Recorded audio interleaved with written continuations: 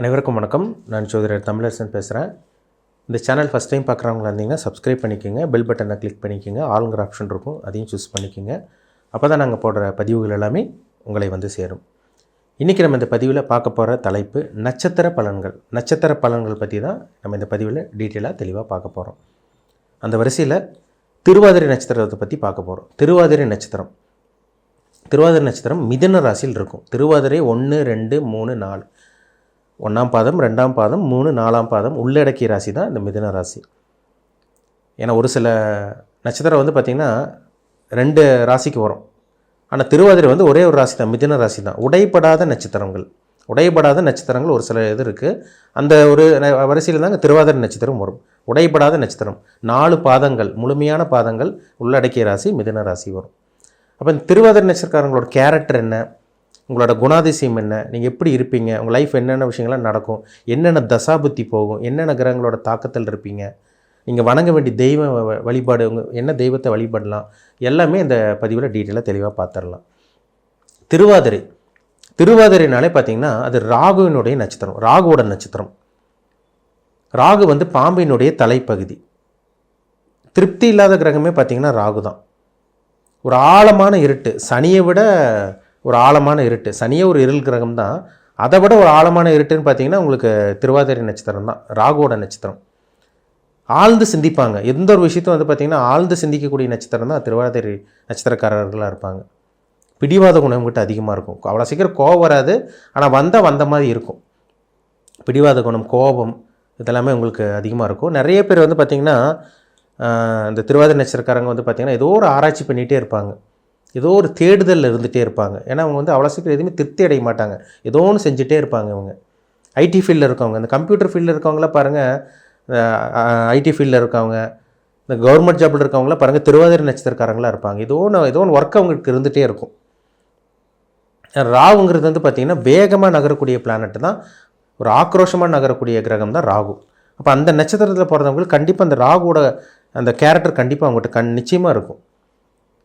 ஆழ்ந்து சிந்திப்பாங்க, எந்த ஒரு விஷயமா இருந்தால் டக்குன்னு முடிக்கணும்னு நினைப்பாங்க. அதே மாதிரி வந்து பார்த்திங்கன்னா ஒரு விஷயத்தை அவ்வளோ சீக்கிரம் வந்து பார்த்திங்கன்னா தள்ளி போட மாட்டாங்க. இதுதான் இது டக்குன்னு முடிச்சிடணும், இந்த வேலையை முடிச்சிடணும், அவள் அதை பெண்டிங் வைக்கக்கூடாது, அந்த மாதிரி நினைக்கக்கூடிய நட்சத்திரக்காரர்கள் தான் திருவாதிரை நட்சத்திரக்காரங்க, ராகுனுடைய நட்சத்திரங்க.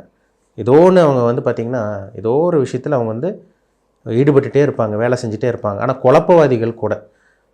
திருவாதிரை நட்சத்திரக்காரங்க பிறந்தவங்க பாருங்கள், என்ன தான் அவங்க திறமைசாலியாக இருந்தாலும், புத்திசாலியாக அறிவாளியாக இருந்தால் கூட அவங்க வந்து பார்த்திங்கன்னா ஒரு சில விஷயங்கள்லாம் ஆசிலேஷன் மைண்டு வந்துடுது. ஒரு சில இடத்துல குழப்பவாதின்னு சொல்லிடலாம். குழம்பி போவாங்க, ஸ்தம்பிச்சு நிற்பாங்க, ஐயோ இது பண்ணலாமா வேண்டாமா. ஒரு சில இடத்துல தடுமாற வைக்கும் இந்த திருவாதிரை நட்சத்திரக்காரங்களுக்கு, அதில் மாற்றமே கிடையாது. அவங்களுக்கு வந்து பிறக்கும் போது ராகு தசை முடிஞ்சு அடுத்து வந்து குரு தசை வரும். 2வது நடக்கக்கூடிய குரு தசை 16 வருஷம் நடக்கும். 3வது வரக்கூடிய சனி தசை 19 வருஷம் நடக்கும். 4வது வரக்கூடிய புதன் தசை 17 வருஷம் தசை நடக்கும். அப்புறம் கேது தசை 7 வருஷம், சுக்கிர தசை 20 வருஷம். அப்படியே அவங்க வாழ்க்கை இப்படி தான் போகும், இப்படி தான் அவங்க லைஃப் போகும். எந்த ஒரு மனுஷனாக இருந்தாலும் திருவாதிரை நட்சத்திரத்தில் பிறந்தா இதை கடந்து தாங்க போக முடியும். அந்த கிரகத்தோட தாக்குதலை கண்டிப்பாக இருந்தே ஆகணும்.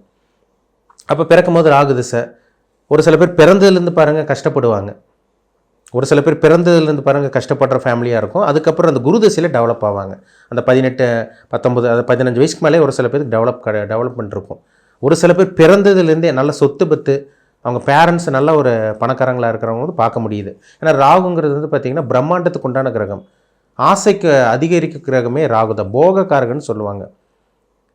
இந்த பிரம்மாண்டம், இந்த காதல், இந்த காமம் இதெல்லாமே பார்த்திங்கன்னா இந்த ராகு திசையில் வந்துடும். சின்ன வயசுலேயே பாருங்கள் சில பேர் கெட்டு போயிடுவாங்க, ராகு திசையில் கொடுக்கும். இதெல்லாமே இந்த ராகுவோட வேலை தான். இப்போ பிறக்கும் போது ராகு திசை என்ன நட்சத்திர பாதத்தில் பிறந்திருக்கீங்க அது ரொம்ப முக்கியம். நீங்கள் 1ஆம் பாதத்தில் பிறந்தீங்கன்னா ராகு கம்ப்ளீட்டாக உங்களுக்கு திசை நடத்துவார். இது 3ஆம் பாதத்தில் பிறந்தவங்களுக்கெல்லாம் கிட்டத்தட்ட ஒரு 7-8 வருஷம் தான் திசை நடத்தும். கிட்டத்தட்ட ஒரு 9 வருஷம் சொல்லலாம், 8லேருந்து 9 வருஷம் திசை நடத்தும். அதுக்கப்புறம் குரு திசை வரும்.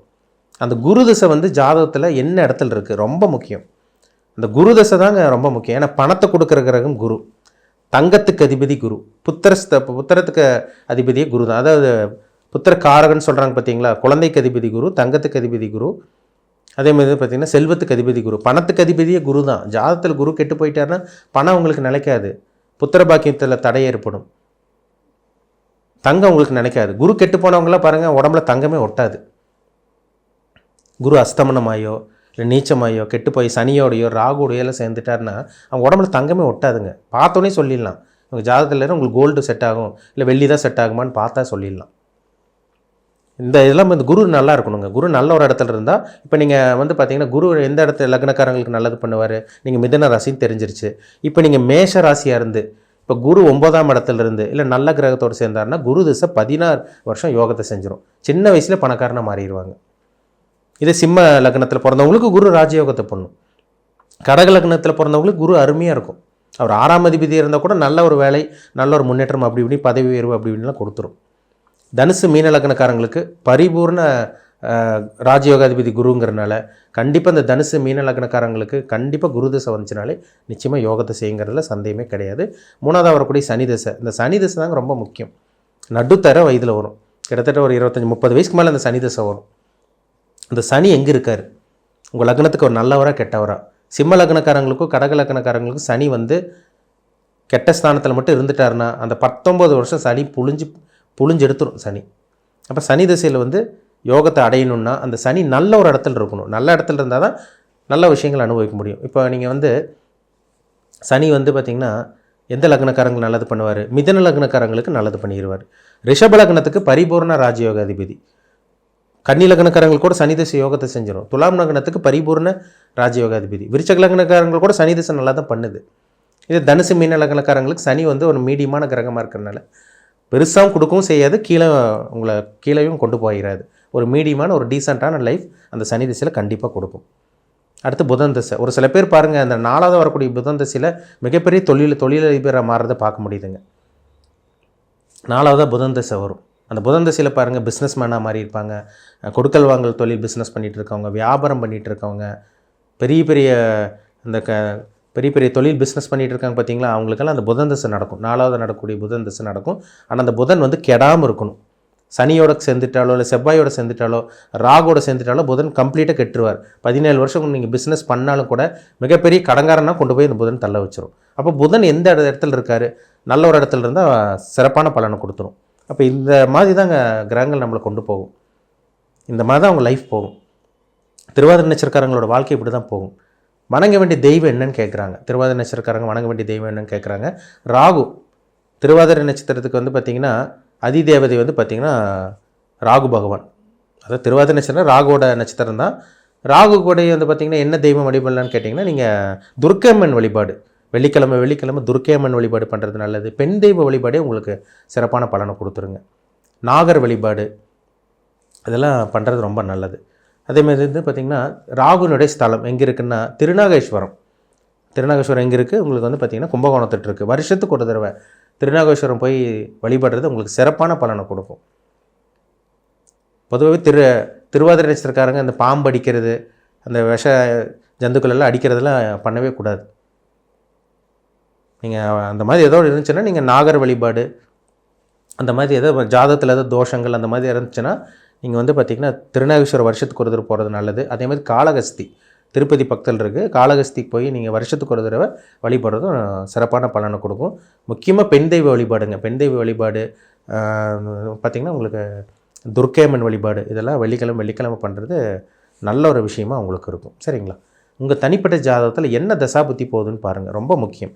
உங்கள் பிறப்பு ஜாதகத்தில் என்ன தசாபுத்தி போகுது, நீங்கள் என்ன கொடுப்பனையில் இருக்கீங்க, நீங்கள் என்ன கர்மாவை அனுபவிக்க இந்த பிறவியில் நீங்கள் பிறந்திருக்கீங்க. நல்ல கர்மாவை அனுபவிப்பீங்களா, கெட்ட கர்மாவை அனுபவிப்பீங்களா, இனி உங்கள் வாழ்க்கையில் நல்லது நடக்குமா கெட்டது நடக்குமா, நேரம் நல்லா இருக்கா கெட்ட நேரம் போயிட்டுருக்கா, இது எல்லாமே அவங்க தனிப்பட்ட ஜாதகத்தை பார்த்தா தான் நம்ம 100% துல்லியமாக சொல்ல முடியும். உங்கள் பிறப்பு ஜாதகம், தனிப்பட்ட ஜாதகம், பர்சனல் ஹாரோஸ்கோப் பார்க்கணுன்னு விருப்பப்பட்டிங்கன்னா கீழே இருக்க வாட்ஸ்அப் நம்பருக்கு உங்கள் ஜாதகத்தை அனுப்பிச்சுடுங்க, அப்பாயின்மெண்ட் வாங்கிக்கோங்க. உங்கள் தனிப்பட்ட ஜாதகத்தை பார்த்து நம்ம டீப்பாக தெளிவாக 100% துல்லியமாக பார்த்து தெளிவாக தெரிஞ்சுக்குவோம். மீண்டும் அடுத்த பதிவில் சந்திக்கும் வரை உங்களிடமிருந்து விடைபெறுவது உங்கள் ஜோதிடர் தமிழரசன். இந்த சேனல் பிடிச்சிருந்தால் உங்கள் நண்பருக்கு உறவினருக்கும் ஷேர் பண்ணுங்கள், லைக் பண்ணுங்கள், சப்ஸ்கிரைப் பண்ணுங்கள், பெல் பட்டனை கிளிக் பண்ணிக்கோங்க, ஆளுங்கிற ஆப்ஷன் இருக்கும் அதையும் சூஸ் பண்ணிக்கோங்க. அப்போ தான் நாங்கள் போடுற பதிவுகள் எல்லாமே உங்களை சேரும். நன்றி, வணக்கம்.